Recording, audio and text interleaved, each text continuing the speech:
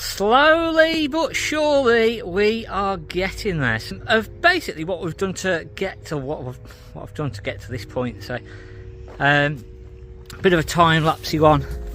Got some lockers in there, got the steps in for the entrance door, got the locker in for the Bluetti.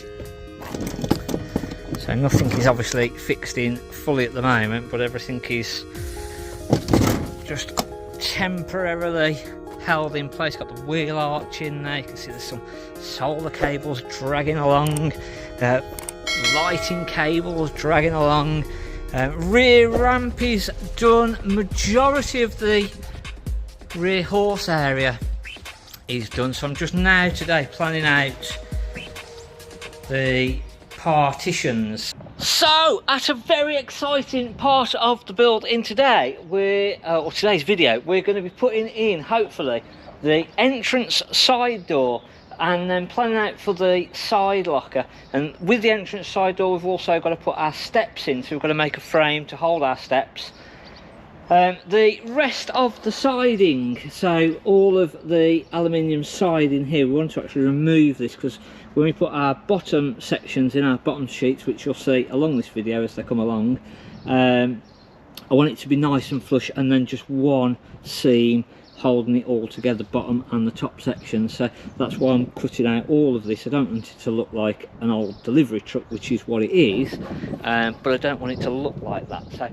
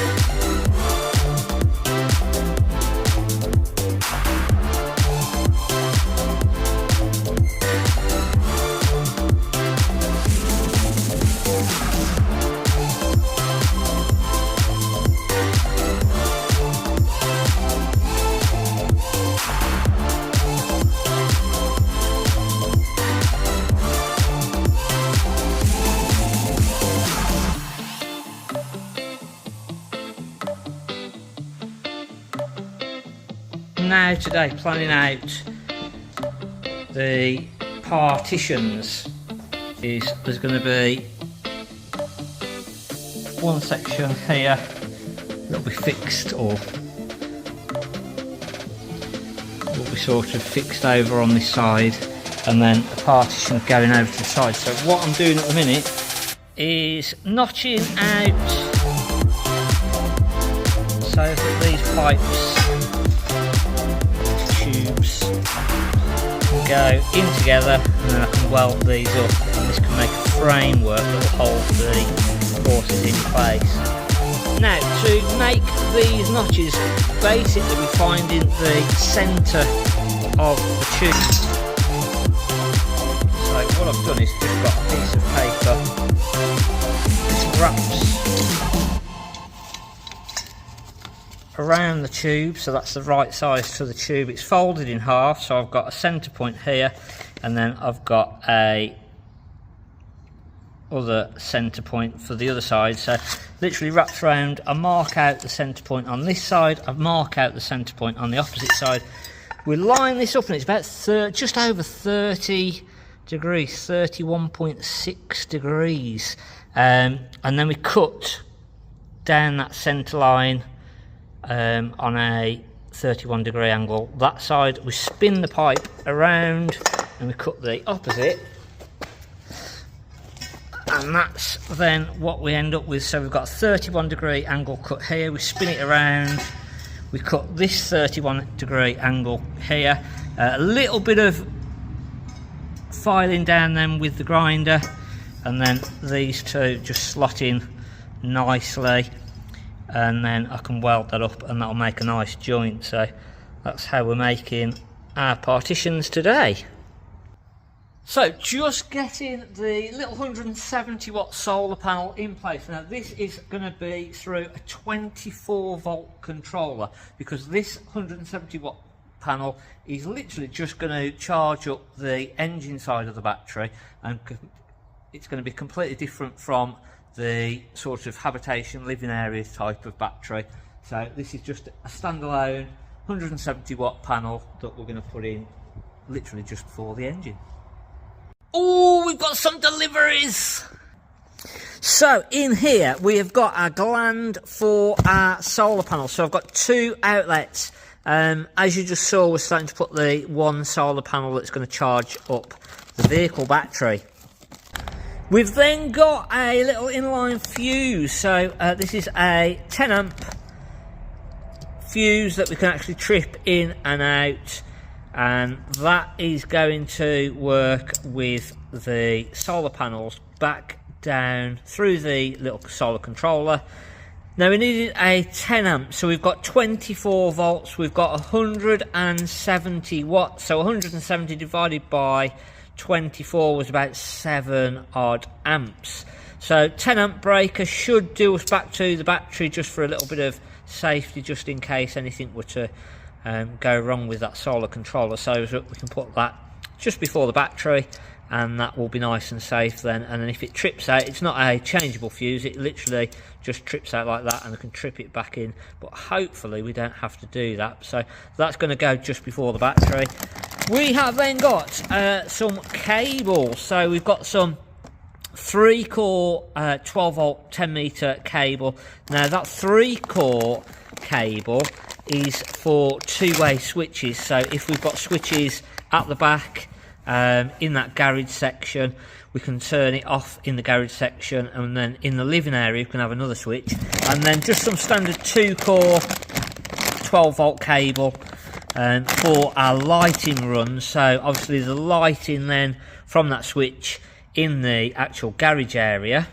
So we can have a switch in this garage area here somewhere, and then just the other side of that door we can have another switch that can sort of control that. And then the wiring that we've got, not 100% sure, I'm sort of thinking LED lighting all the way around, and then a couple of sort of focused spotlights, maybe 3 spotlights either side. Don't know whether that's going to be too much, we'll have a look. We might start with 2 spotlights or 3 spotlights over on that side, and see what we think, and we can always add a little bit more. So we might just put in the wiring so that it's there, cap it off, and then if we wanted to add any extra wiring, it's there.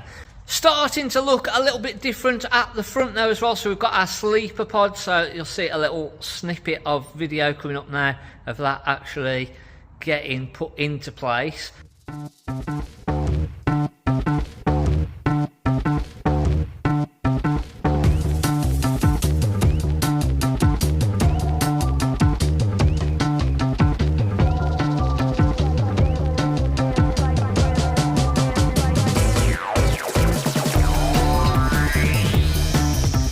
We've got little side ears that then come down, and then we've just got to sort of make that to the side of the body. Obviously it's a tilting cab, so we've got to have cutouts for the sleeping area. So you can see I've put one little sleep or one little cutout just at the minute. There'll be a cutout then from the cab, and then we've actually got to seal the cab and the body together, but also make it so that the cab can still tilt. So we've got to figure that out, so that's going to be coming along the journey at some point. I've got to a point battery's run out, so letting the battery charge in the back section before I can carry on doing any more. So got a few issues in the cab. So as you can see, a bit of a jungle here. We've got a little unit, basically like a camera DVR, which is like a video recorder. And it's a driver recorder, and you can put into 8 cameras. But basically there was a screen that was sort of stuck on the front, which we're starting to clean up now, and that wasn't working. So got a new screen still wasn't working. So what I've ended up doing is rewiring it basically, which is why this jungle of wires is all out. And now it's starting to hopefully make sense, I think, as I say, and I've got the cameras now working. And what our hope is that we can add another camera potentially onto this, so we've got about 5 different cameras, and hopefully it just makes it a little bit safer and easier to drive this as well then. Previously we'd mentioned about the damage down the side, and we'd planned basically to cut this out and replace the panel. So the new panels have arrived, and what we've basically had done is manufactured 1 metre by 3 metre in 2 sections. So it's basically manageable. On my own I can sort of lift these into place, get them marked up all on my own, and then get this side section cut out. So I've gone for the actual just rip it out instead of trying to cut it and muck about. So inside of the panel is a honeycomb, and then we've got the fiberglass outer and a fiberglass inner. Support bracket is set up, so basically just held in with a couple of clamps, and then put the panel on, hopefully mark along where we're going to cut it out. So then we're literally just working along,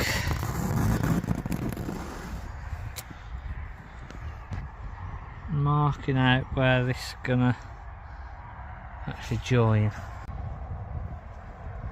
So how's it going to work out? That's what we're going to find out next. It's in position, and then we're just going to keep my eye on the line as I'm cutting it and hope for the best. This is not how you're supposed to use the saw guide. First thing is my... Oh, that's spot on, that is. That's spot on. Right then. So, oh my gosh. Moved already. It's not what we wanted, is it?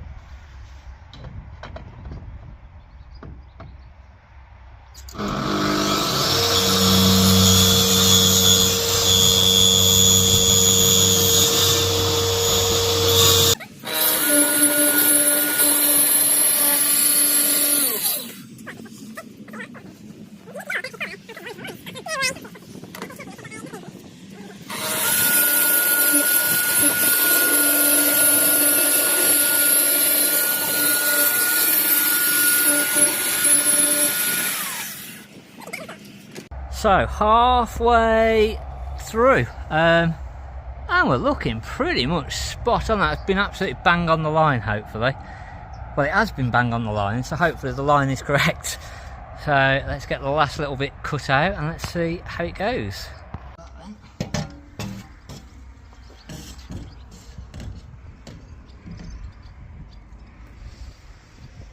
Side is now cut out ready.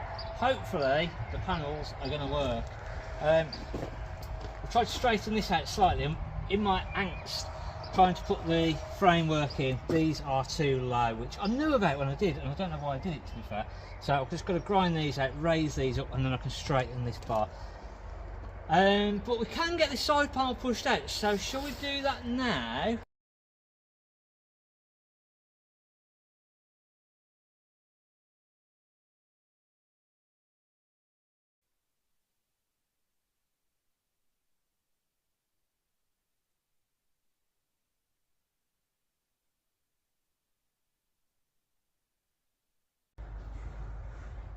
Just testing out on the filled in section basically. Just going to find out whether I've got a high spot, a low spot, whether it's fairly level, and the easiest way to do that is actually to put a covering like this on in a darker colour, and then when that gets sanded back, any low spots will obviously stay, and when it's sanded it will remove the paint on the higher spots. So that'll sort of tell me whether the panel is lining up nicely. The sort of power bank area is 99% done. I think everything is welded in now.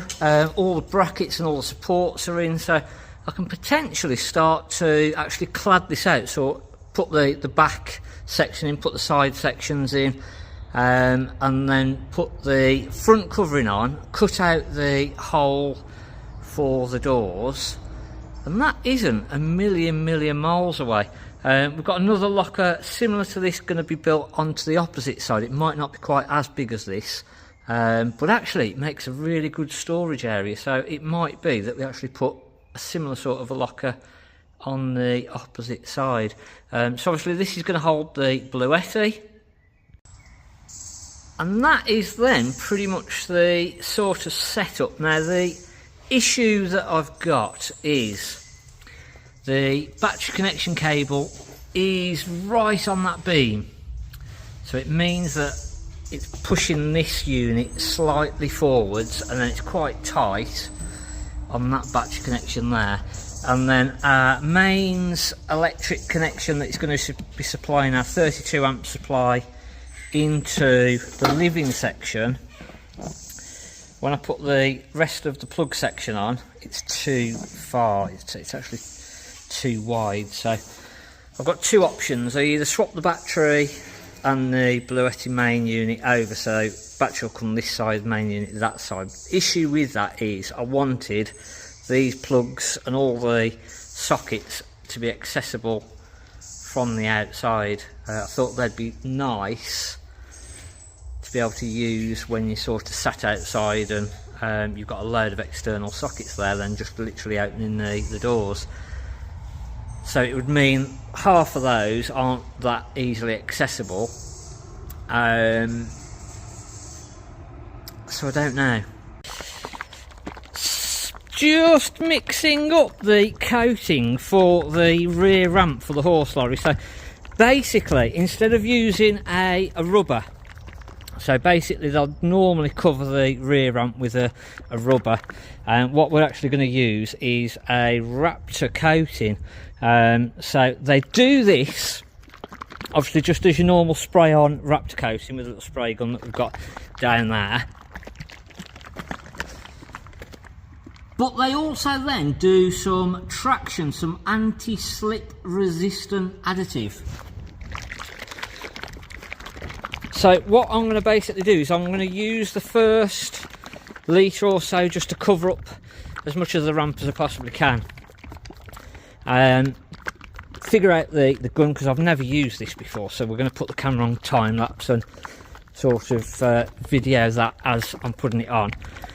And then once I've actually figured out what I'm doing, how it goes on, I'm going to get the whole ramp covered up maybe with another pot, and then I'm going to add the additive, let it go off for about an hour, and then go over a final coat over everything with the additive once I've got a good build coat with the Raptor coating. So let's see how it looks and how it goes. And that is it all done. So I've used 3 bottles of the Raptor coating. So it's basically 3 litre bottles there or thereabouts by the time you've had the hardener in.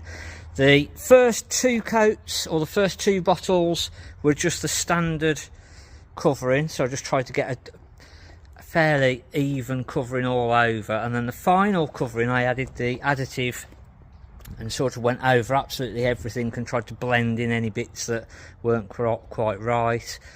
So hopefully that will dry nicely and give us a nice slip resistant surface.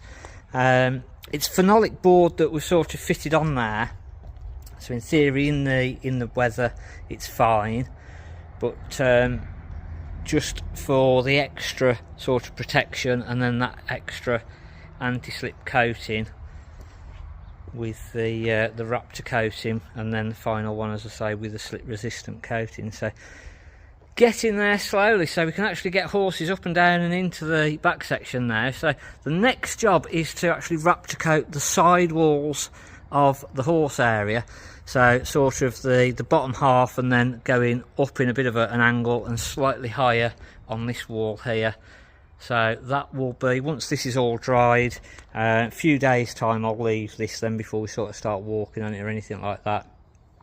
We can then go inside and start Raptor coating all the interior surface as well, so that'll waterproof all of that. So all the floor will get Raptor coated, all the side walls except for the top sections, so that'll sort of waterproof it, give it a nice slip resistant surface as well, and hopefully make it nice and easy to clean out once the horses make a mess in there. So now that I've got the door sort of back to how it should be, I've made a very temporary bracket, and all that I'm basically trying to do is figure out positionings of where this hydraulic ram is going to go. So my next job is just to basically just make up a bit of a bracket so that I can weld this underneath onto the chassis.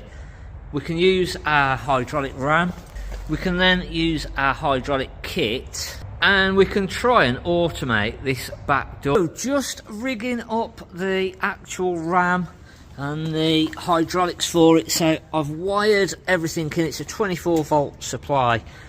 Basically just double checked which one was positive and negative, and you can do that on your multimeter, and when you actually test the voltage on there, it will come up with a positive, or well, it won't come up with a positive, it will give you the reading if it's correct.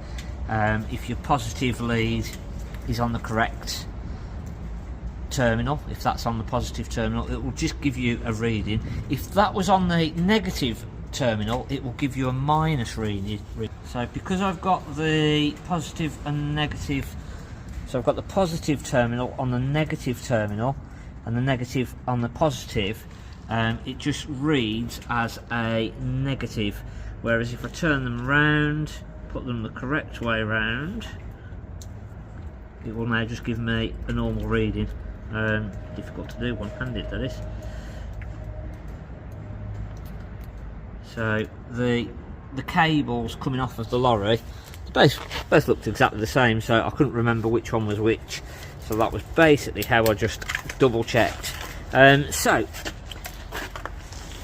I'm now ready just to fill our hydraulic unit up with fluid, and then what I'm going to do is I'm going to push the ram out.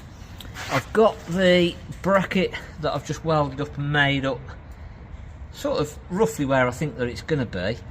We can now see that we've got our hydraulic ram in place. So this is what is going to open our back door, our aluminium plates in place. And what I'm going to basically do today now is weld these up, get it all welded up correctly, double these up, and I'm going to literally weld these together so it's double thickness and twice as strong. The bracket is now complete, so I've doubled that up, I've welded it up, I've ground it back down, and then our bracket underneath as well is correct now, so that's all fixed in, it's bolted. So that is now working just a little bit slower, about right speed coming down.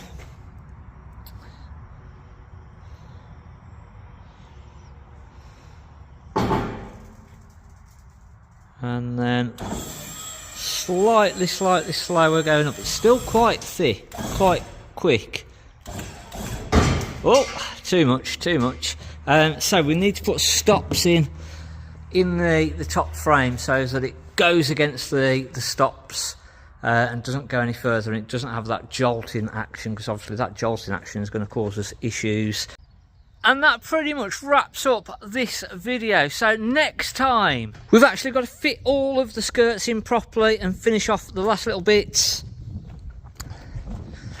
Hopefully we'll get the rear skin on the back door and get all of the bumpers fitted in and actually put into place properly. The opposite side, we've got to frame this out completely. Our water tanks are coming, so they've got to be fitted in. And then we're starting to board out the actual inside, so that it gives us something for the bottom infill panel here that we've cut out, something to actually stick into and fix into and give it a bit more strength. So that's all going to be coming up on the next video. Again, they're taking a little bit of time to do these. To be fair, it's a long old process. It's pretty much just me on my own doing it with a little bit of help here and there. So keep updated, make sure you've hit the subscribe button, hit the like button, drop us any comments, because we're bound to be doing it wrong, and we'll see you next time. So thanks for watching. I'm Mark at the Caravan Place.